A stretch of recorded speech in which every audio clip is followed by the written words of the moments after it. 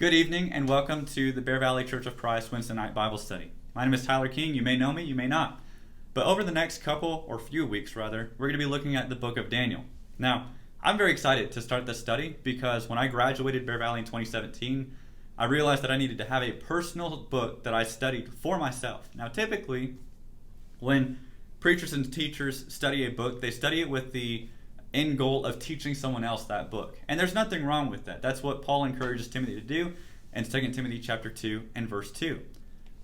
However, I do think that there's a great benefit to selfishly study the Bible for yourself and not really for the sake of teaching others. Now, I also think that there is a big benefit in teaching others the Bible, otherwise I would not be here, or I'd be a hypocrite. So, that's kind of where I'm coming from, is for the past few years, Daniel has been a book that I have personally studied for my own sake, not really with the intent of teaching it to anyone else. And then Corey Sawyers got a hold of me and said, hey, would you teach a class? And I ran some ideas past him, and we finally settled on teaching the book of Daniel. So, over the next few weeks, we're going to be studying the book of Daniel. I'm very excited because this has been a personal study of mine, and I love this text. The more that I study it, the more I'm encouraged and the more that I learn. So, I don't know everything about the book of Daniel, and I'll tell you that right off the bat. There is so much to know about the book of Daniel. However, it's been a personal study of mine for some time, for the past couple of years or 3 years. So hopefully I can share with you some things that I've learned that will hopefully encourage you as well.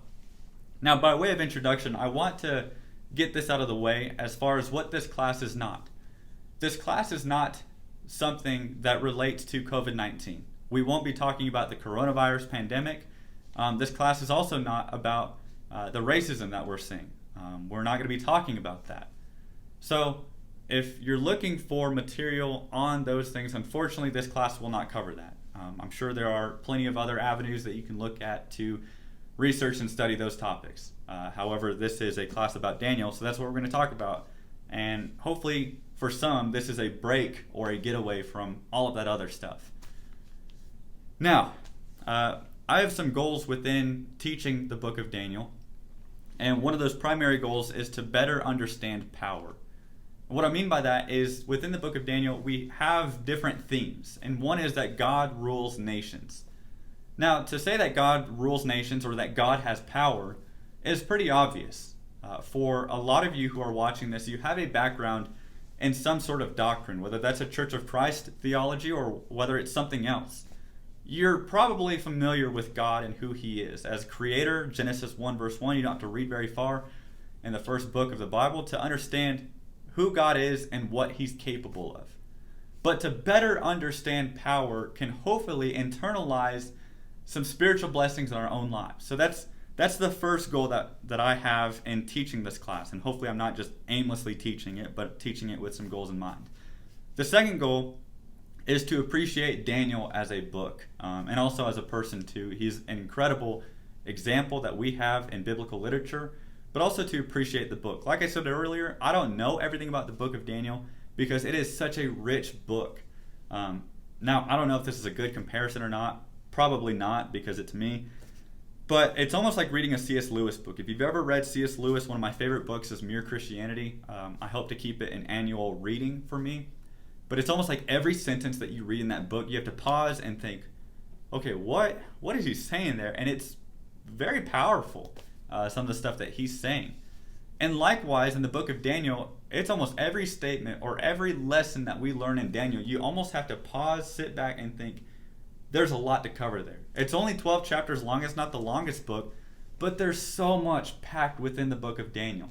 And so that's why I'm very excited to teach this class, is because Daniel is just dripping with richness of how great our God is and how that correlates in our life. And then third, what I want to do with this class is to hopefully have an ability to internalize the message of the book of Daniel. Again, we're going to be talking about pretty stereotypical things and maybe some cliche things when it comes to theology, the study of God. But if we can internalize those messages and the message that is found within the book of Daniel, we can tap into spiritual blessings that Jesus promises, like peace, like knowing where we're going to go after this life and not just hoping that we're going somewhere, but actually realizing that there's a hope out there for us. There are so many spiritual blessings that come from internalizing the message of Daniel. Now, this being the first class, you would probably expect some intro material. And maybe it's unfortunate that I'm not doing that, but I'll do it in a later time, probably next week. But I don't want to start with intro material.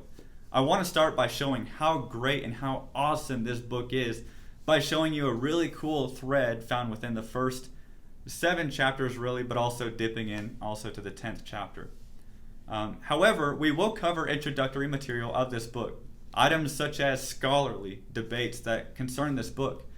Many people wonder, should Daniel be in the 66 books of our canon that make up the Bible? Should it be in that library or should it be taken out? And one of the main arguments is chapters 2 through 7 are written in Aramaic, so what does that have to do with the Hebrew literature? And we'll talk about that in future time too. There are also some arguments as far as historical context. When was Daniel written? And again, when you look at Daniel 11 and when you interpret it properly, there are hundreds of years of history that are taking place in Daniel 11. And some people cannot wrap their minds around the possibility of God being able to miraculously reveal such things to Daniel to predict things that are hundreds of years in the future. But Daniel did. So there's that, and we're going to be talking about some other things such as outlines of the book of Daniel. An outline also has a heavy emphasis on where does this put us in the Jewish timeline and also in the Christology timeline when Christ comes to fruition as he comes in the flesh in the first century. And where does Daniel stand on that in that timeline? Now, Daniel is pretty cool, and I think it's going to be a really neat study, especially for those of you who were in Isaiah a couple months ago. We went through the book of Isaiah on Wednesday night Bible study for the adult class.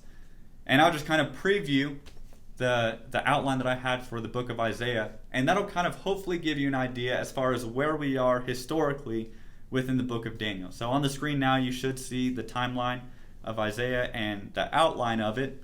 And Daniel's going to flow from that. There are certain figures in Isaiah, such as Isaiah 45 and the prophecy of Cyrus, the Persian king who's going to come and defeat the Babylonians. And Cyrus is really cool, and we'll talk about that more again in the future, and I promise we'll get there.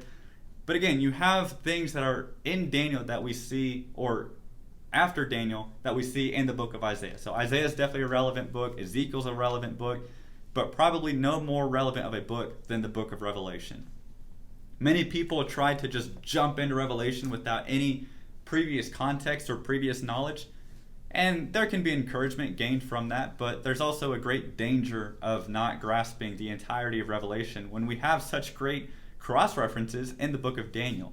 We'll see things discussed as times, and time, or half a times, that kind of 3.5 mindset that we see in the book of Revelation. There's also other imagery that's in Daniel that we can also push over to Revelation.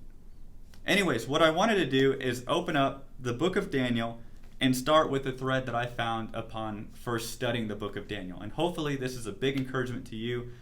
And also, I realize that I'm not going to be holding you hostage for 45 minutes. I want these classes to be around 20 minutes. I understand, and maybe I'm just a millennial, and this is my way of thinking, but sometimes it's very hard to sit in front of a computer screen for more than 20 minutes without getting distracted or opening up a new tab or doing something else or getting a snack or whatever. So 20 minutes will be about the time, and I also think that that brevity will allow us to hopefully internalize the message in a more efficient way. I also understand that there are some classes that will take longer than 20 minutes. But what I wanted to touch on today is this thread of God's ability. Now we see this thread, and on the screen I'll be kind of highlighting the verses that we look at in order for you to take better notes or to Bible mark as we kind of continue on through this book. The first word that we see to describe God's ability in the book of Daniel is in Daniel chapter 2 and verse 10. Now again, this is written in Hebrew, but originally it was written in Aramaic. So it's a little bit of a weird etymology standpoint from studying words, but nonetheless, we will continue this thread and see what God's power is capable of. In Daniel chapter 2 and verse 10, it says, "The Chaldeans answered the king and said, 'There is not a man on earth who can meet the king's demand.'" For no great and powerful king has asked such a thing of any magician or enchanter or Chaldean. Now, here's the thing with Daniel chapter 2 and verse 10 is you've got Nebuchadnezzar who has this dream. And he goes to all these different people like enchanters, magicians, astrologers, and he asks, can you interpret this dream?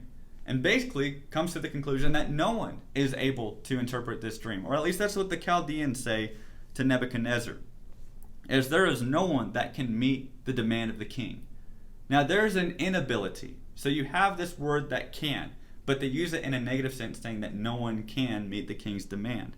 And then we move forward to Daniel chapter 2 and verse 27, where we have the same occurrence of that word. But notice in Daniel chapter 2 and verse 27 what it says. Daniel answered the king and said, no wise man, enchanter, magician, or astrologer can show to the king the mystery that the king has asked. Now Daniel steps up to the plate from a Jewish background in a Babylonian world, and he says no one is going to be able or have the power to show you what your dream means. But if you keep on reading in the book of Daniel, in chapter 2 and verse 28, he says, but, making a contrast, there is a God in heaven who reveals mysteries, and he has made known to King Nebuchadnezzar what will be in the latter days. Your dream and the visions of your head as you lay in bed are these. And then from there, Daniel continues to show King Nebuchadnezzar his dream. So Daniel says, look, King Nebuchadnezzar, no one can meet this demand. However, there's a God in heaven who reveals these mysteries. So number one, God is able to show King Nebuchadnezzar what his dream meant. And obviously that dream was from God as a revelation as to what was to come in future days. Now, from Daniel 2:27, we jump down 20 verses to have this word again in Daniel chapter 2 and verse 47. He says, the king answered and said to Daniel, truly your God is God of gods and Lord of kings and a revealer of mysteries. For you have been able to reveal this mystery. Now, it's not so much that Daniel had the ability, but it was Daniel's ability through God, that God gave him this ability to interpret the dream. Now you may be thinking, okay, this is pretty lame. Like, who cares that power comes in form of interpreting dreams? Well, we're not done there. We've just gotten started. So from Daniel chapter 2 and verse 47, jump over to Daniel chapter 3 and verse 17. Now, Daniel chapter 3 you might know as the fiery furnace. We've got great VBS stories about it. But this would have been a terrifying sight. I mean, even the men who were stoking the fire to get it burning, they were dying. So it's a pretty cruel situation to have this fire get so hot that even the men who were maintaining the fire were dying. And then Shadrach, Meshach, and Abednego get chucked into this fire. Well, notice what is going to be said here in Daniel chapter 3 and verse 17. If this be so, our God, whom we serve, is able to deliver us from the burning fiery furnace, and he will deliver us out of your hand, O king. Notice what they say there. They say, we don't have the ability, but we know that the God that we serve, he's able. So Shadrach, Meshach, and Abednego, they know that there is a God in heaven who is powerful enough to save them from this fiery furnace in which they just witnessed guys dying trying to make the fire.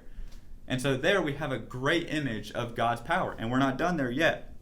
Go to chapter 3 and verse 29, and we have this word pop up again. Therefore I make a decree to any people, any nation, or language that speaks against the God of Shadrach, Meshach, and Abednego shall be torn from limb to limb, and their houses laid in ruins. For there is no other God who is able to rescue this way. Now Nebuchadnezzar goes from being a pagan worshiping king to now saying, if anyone speaks ill of the God of Shadrach, Meshach, and Abednego, I will tear your house down. And here's my reasoning: because there's no other God who's able to deliver in such a way.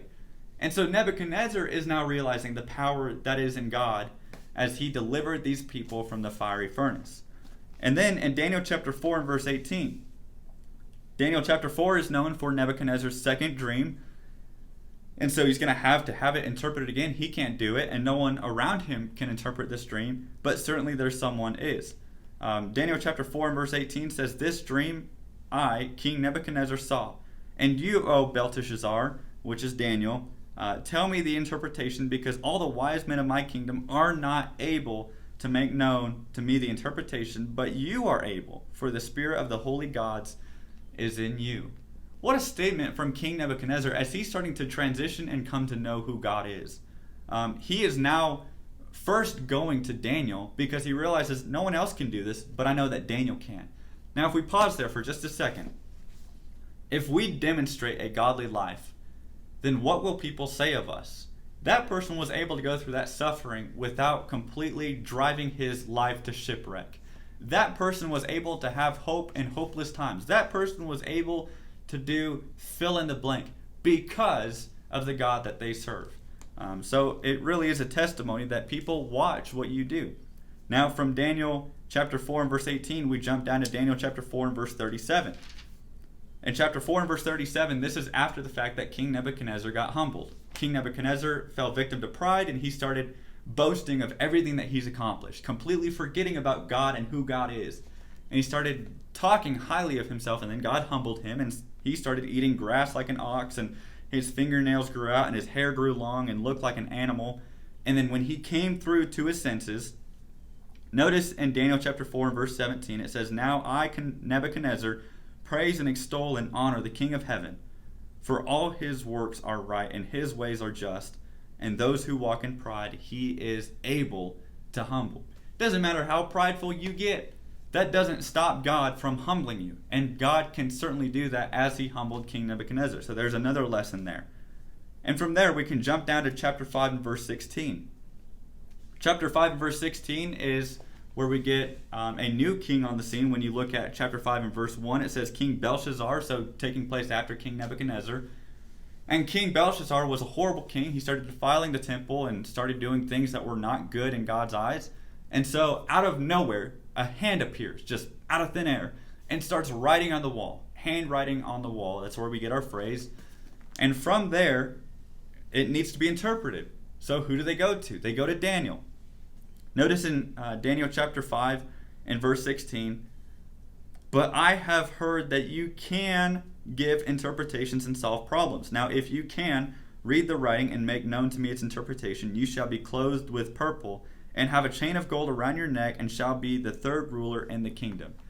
Now notice that King Belshazzar, he's a new king, but even though he's a new king, he still recognizes that there's this little rascal running around whose name is Daniel, who is now being promoted. But Daniel is able to do things that no one else is. Why is that? Well, it's because in Daniel chapter 1, we saw that Daniel was resolved to not do anything according to the Babylonian custom, but he was going to keep his Jewish traditions. And those Jewish traditions led him closer to God rather than further away from God. So Daniel became this great man of God, and because of that, his reputation was getting known and broadcasted through the land, even kings that came after Nebuchadnezzar, as, hey, yo, that's Daniel who can do all those things. And so Daniel proceeded to interpret this handwriting on the wall, again, raising publicity for God.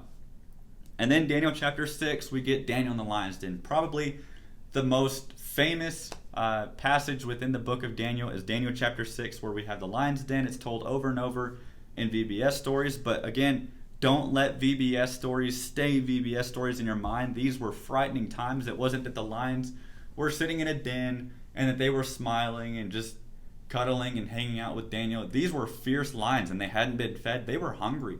They were ready for a piece of meat, especially as Daniel gets tossed in there.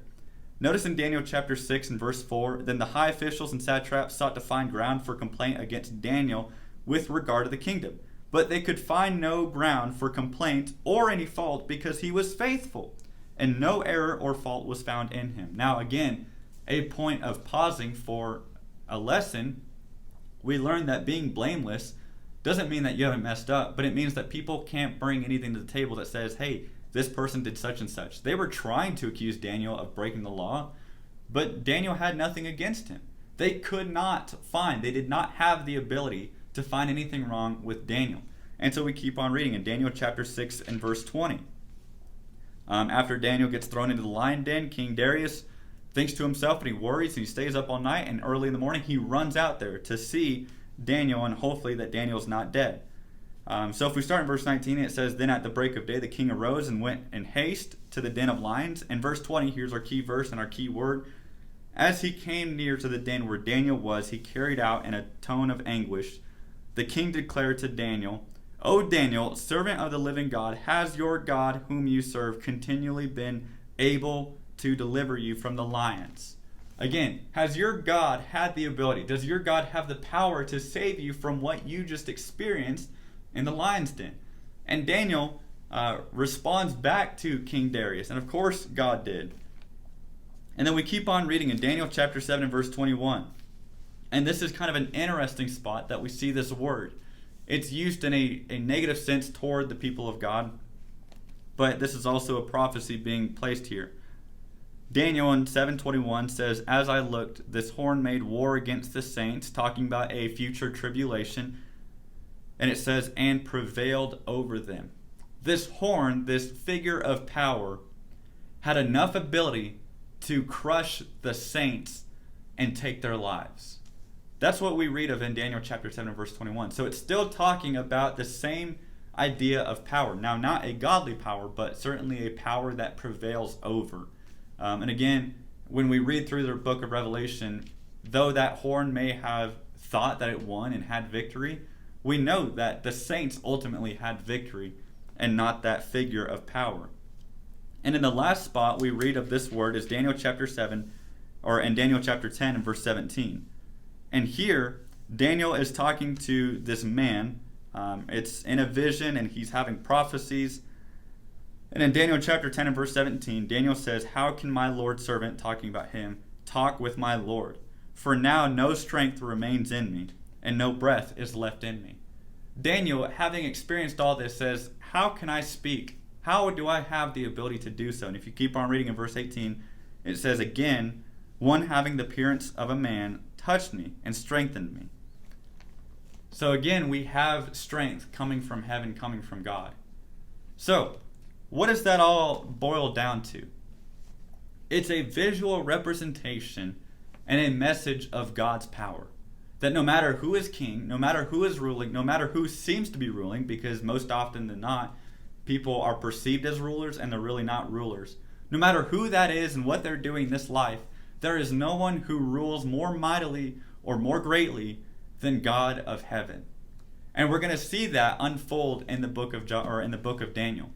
And in Daniel chapter 2, verse 21 and 22, I think we get great insight into a key verse. Again, next week, hopefully you'll join me as we study things such as the outline of Daniel. And as we go about looking at some of the details and minute figures within the book of Daniel. Because I promise you, as we study this book, as you internalize the message of Daniel, not the message of Tyler, I'm just hopefully being used as an instrument at this point, but the message of Daniel, as Daniel talks to you, you will be blessed. I can promise you that, because there are so many spiritual blessings and so many aspects of peace that come from the book of Daniel. Daniel has greatly blessed me in my life, and I can't wait to study it with you as well. So hopefully the first week you've kind of gotten a lesson and you're not bored to tears. Hopefully you've been Bible marking, or at least paying attention to kind of how this thread flows through the book of Daniel. But with all that said, I can't wait to be with you next week as we go through and study some of the more detailed verses of the book of Daniel.